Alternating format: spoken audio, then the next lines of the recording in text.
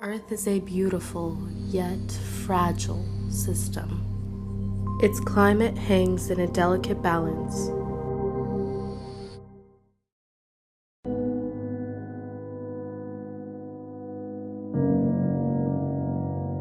And that balance has begun to shift.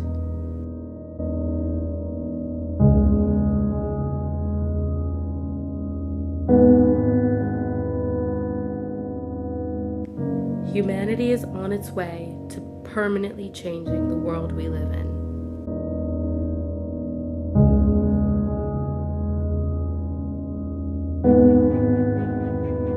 So what do we do to alter the climate?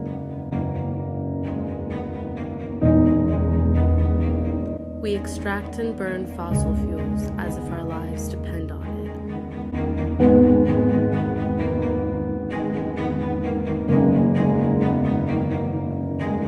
As we go about our daily lives, greenhouse gases are being released in larger quantities every day.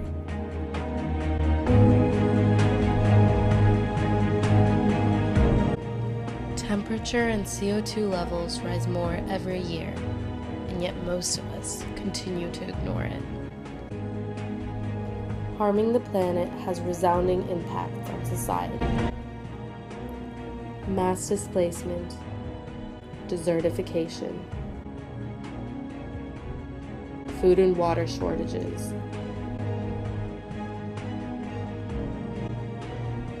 all of these can stem from climate change. So what does this mean? Anthropogenic climate change is a crisis like no other. It threatens both the environment and our way of life.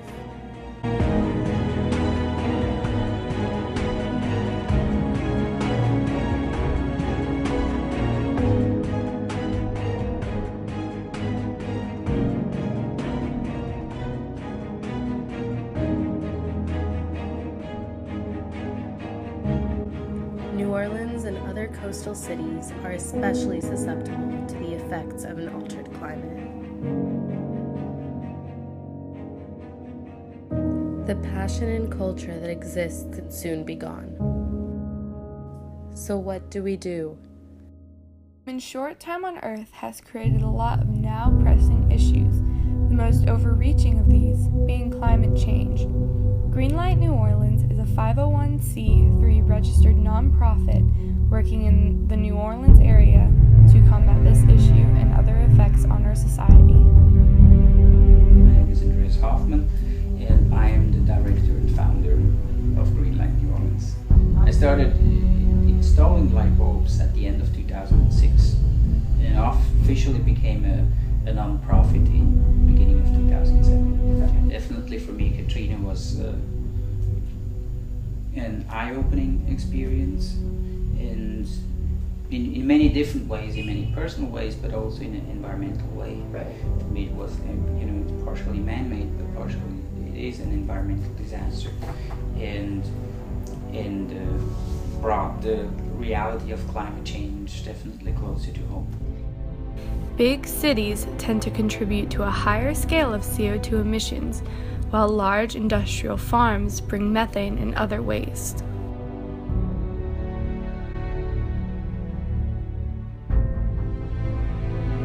Using the sociological immigration, Greenlight's light bulb project addresses socioeconomic disparity and poverty within an environmental context. Roughly about half a year after Katrina, we came back when the schools opened. We came back to New Orleans, and the first thing I did in my house as a small environmental action was change the light bulbs. It also made me think it wouldn't be amazing if a whole community would do this. And I reflected on what actually was holding me back. It's holding me back, it must hold a lot of other community members back too. One part was the money. It was definitely very expensive at that time. It's still more expensive these days. So to go out and spend all that money to buy 40 light bulbs is a very unusual thing. And then you have all these light bulbs. First of all, you have to get the right thing, then you have all these light bulbs, and then you go through the whole house and actually change them. That's the next big thing. As simple as it sounds, it is actually a hurdle. The whole community should do this. If the light bulbs are free, then that would help. And if we help them make the change, I wanted to be part of the rebuilding process, but I wanted to do it more with the environmental consciousness in it. So I had no intention that this is going to get a big organization. It was basically my personal action. Reach 26,000 homes. New Orleans is not that big. That I believe that a small action, a lot of people would say, what difference does it make? Once you multiply that thousands and thousands of times, it actually has a dramatic impact. So yes, it's one house at a time, but all the homes together have an energy reduction in the city of $25 million combined. So all of a sudden you have a huge impact, and at the same time the CO2 reduction is 250 million pounds.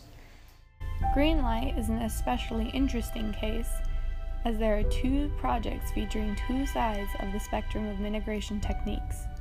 One is working within our current system in order to improve green technology, while the other pushes back against our current system of waste and production in the food industry. So from purely environmental, it really changed more into a community project.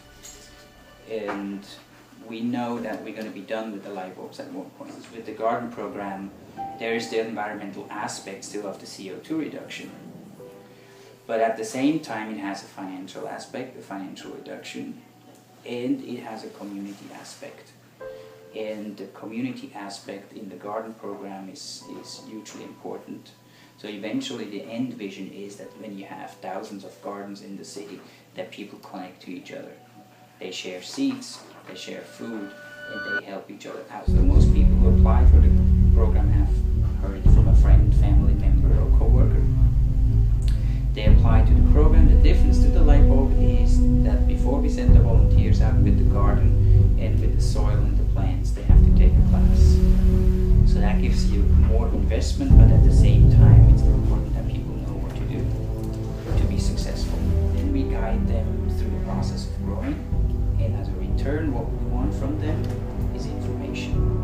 I actually strongly believe that the solution for climate change comes out of small projects and comes out of neighborhoods. The issue of climate change is increasingly urgent and is applicable to the entire world. In order to address a problem so large, we will need a response equally large. We need a united collective response that surpasses the capabilities of local action. What are the viable solutions for such a multifaceted problem? Where do we go from here?